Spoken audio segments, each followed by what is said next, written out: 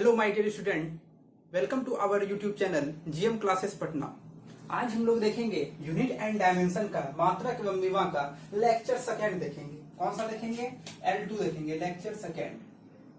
ठीक है, जिसमें हम लोग पढ़े थे पहले लेक्चर में, इसका देखे थे मात्रक एवं विभा यूनिट एंड डायमेंशन का।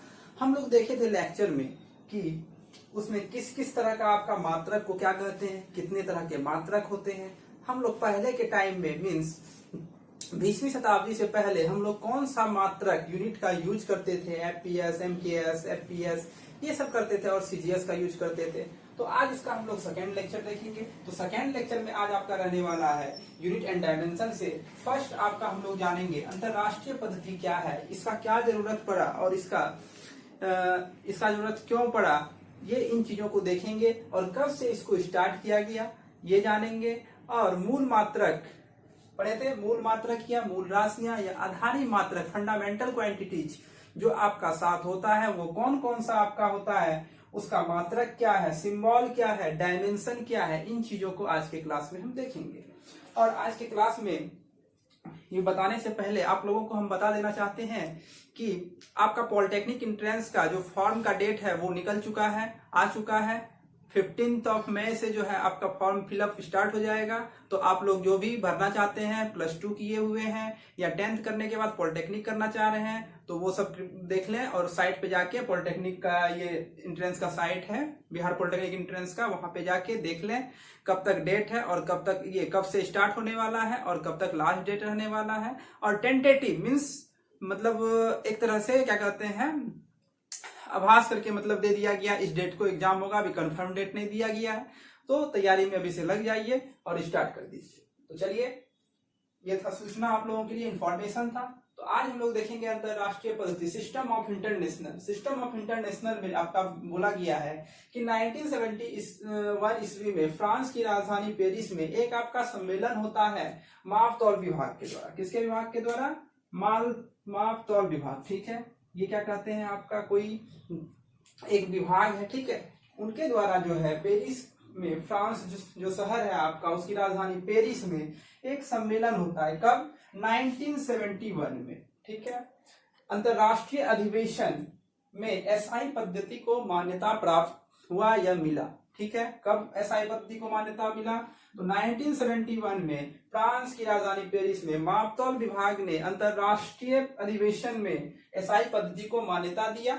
ठीक है, और नेक्स्ट बोल रहा है एसआई पद्धति एमकेएस पद्धति का ही एक विकसित रूप है। किसका रूप है? विकसित रूप है। एसआई पद्धति कहां से आया है? एमकेएस पद्धति का ही एक विकसित रूप है, वहीं से आपका एसआई पद्धति डेवलप होके आया है। ठीक है, नेक्स्ट बोल रहा है आपका 1971 ईस्वी से पहले एसआई मात्रकों की संख्या कितनी थी? 6 थी। ये भी इंपॉर्टेंट पॉइंट है कि 1971 से पहले आपका एसआई मात्रक कितना था? ये 6 था। लेकिन 7वें मूल मात्रक के रूप में किसको जोड़ा गया? ज्योति तीव्रता को जोड़ा गया। ज्योति तीव्रता, लुमिनस इंटेंसिटी को 7वें मूल मात्रक के रूप में आपका जोड़ा गया। और तब जाके आपका 1971 के बाद में आपका 7 मूल मात्रक फंडामेंटल क्वांटिटीज आपका हो गया।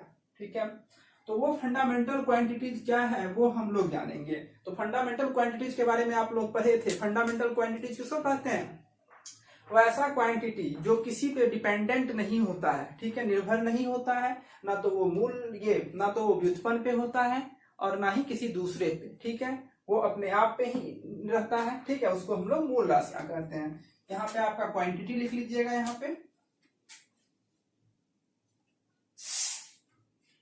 क्वांटिटी, और यहाँ पे लिख लीजिएगा यूनिट, और यहाँ पे लिख लीजिएगा सिंबल,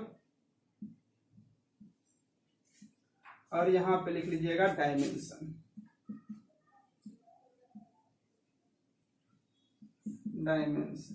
ठीक है, तो ये 4 चीज जो है आप लोगों को जानना है। तो इसमें आधारी मात्रक या मूल राशियां में फंडामेंटल क्वांटिटीज में आपका 7 होता है। कौन कौन सा होता है? लंबाई, द्रव्यमान, समय, तापमान, धारा, ज्योति तीव्रता, पदार्थ की मात्रा। कितना होता है? 7 होता है। इसको याद करने का ट्रिक भी बता देंगे कि आपको याद रहेगा। ठीक है, जैसे लंबाई LMTTCLA ऐसे याद कर लीजिएगा। ठीक है, L4 हो गया लेंथ, M4 हो गया मास, T4 हो गया टाइम, T4 हो गया टेम्परेचर, देन हो गया C4 current, then L4 luminous intensity, और then A4 amount of substance, पदार्थ की मात्रा। ऐसे आप इसको क्रम में याद कर सकते हैं। और इसका यूनिट बहुत ही आसान है याद करने के लिए, ठीक है। ये स्टैंडर्ड यूनिट है। लंबाई का जब भी हम लोग लेंगे मीटर में लेंगे, ना कि सेंटीमीटर में लेंगे, ठीक है। तो लंबाई का मात्रक पूछेगा तो क्या बोलिएगा, मीटर। द्रव्यमान का पूछेगा तो किलोग्राम, समय का पूछेगा सेकेंड, तापमान का पूछेगा केल्विन, धारा का पूछेगा एम्पियर, ज्योति तीव्रता का पूछेगा कैंडेला, पदार्थ की मात्रा का पूछेगा मोल, ठीक है। और संकेत जो इसका होता है ये क्या होता है, स्मॉल m से इसको डिनोट करते हैं। और द्रव्यमान का केजी, समय का सेकेंड, टेम्परेचर का केल्विन, ठीक है। केल्विन को कैसे डिनोट किए, और ए करंट का एम्पियर, ए से डिनोट किए। ज्योति तीव्रता कैंडेला, CD हो गया। पदार्थ की मात्रा मोल हो गया। अब इसका डायमेंशन, डायमेंशन आपको ये जैसे ABCD सीखते हैं तभी तो आप क्या करते हैं, किसी व्यक्ति का, किसी स्थान का, या किसी और क्या कहते हैं, एनिमल्स हो गया और थिंग्स का, मतलब आप उसका नेमिंग करने के लिए जानते हैं, ठीक है। तो उसी तरह से जब आप ये नहीं जानिएगा, एक तरह से बेस है यूनिट लिखने के लिए, डायमेंशन लिखने के लिए, ठीक है। तो इन सातों को आपको याद रखना पड़ेगा कि आपको आगे कोई भी यूनिट मात्रक निकालने के लिए दे तो वहां पे आप आसानी तरीके से निकाल पाइएगा, ठीक है। वहां पे आपका मिक्स रहेगा, ठीक है। मतलब केजी भी रहेगा, सेकंड भी रहेगा, मीटर भी रहेगा।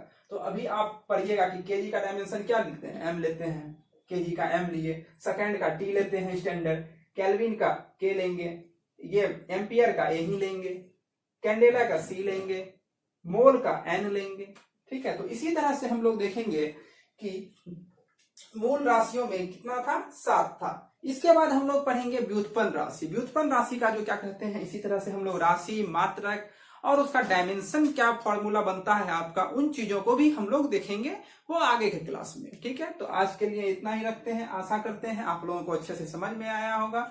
अगर समझ में आया है तो चैनल को शेयर कीजिए, चैनल को सब्सक्राइब कीजिए और दोस्तों में शेयर कीजिए।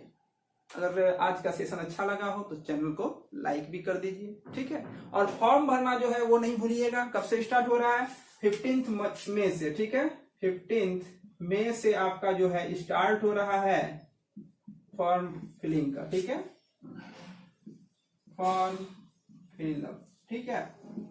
तो स्टार्टिंग में ही भर लीजिएगा 1 वीक के अंदर, तो ठीक रहेगा। जो भी करना चाहते हैं उनको बता दीजिएगा ताकि वो भर सके, ठीक है, ना कि वो छूट जाए। तो आज के लिए इतना ही रखते हैं, आगे फिर मिलते हैं आपसे नेक्स्ट लेक्चर।